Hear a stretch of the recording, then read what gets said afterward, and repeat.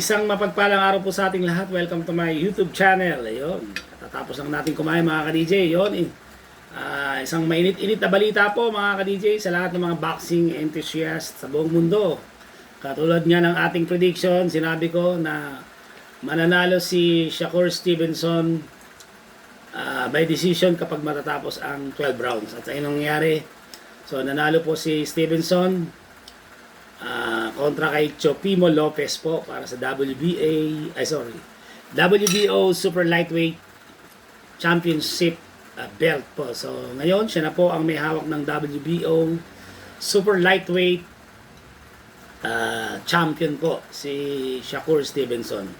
Ayun, marami nag-comment na boring kasi nga alam niyo naman medyo may pagka-style Mayweather tong si Shakur, di ba? Yung shoulder roll na gano'n.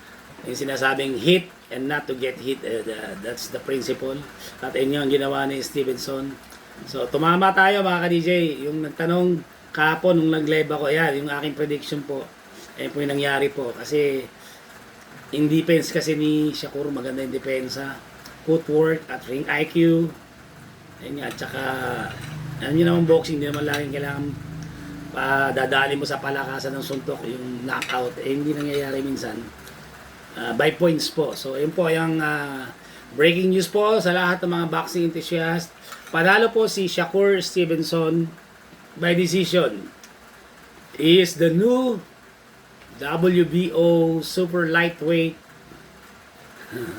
champion na po si Shakur Stevenson. At yung susunod na mga kalaban, hindi pa natin naabangan natin. So, maraming nagsabi boring daw kasi style Mayweather dito. Pero, ganun talaga. Sabi nga, it is what it is. Ganun talaga ang boxing, hindi sa lahat ng pagkakaya. Marami nga talagang laging hinahanap-hanap yung style ni Manny Pacquiao, ang ating pambansa kasi laging explosive. Talagang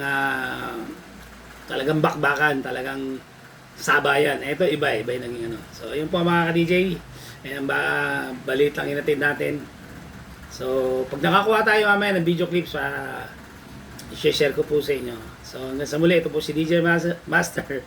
Nagsasabing laban lang. God bless you all. See you on my next vlog. Bye.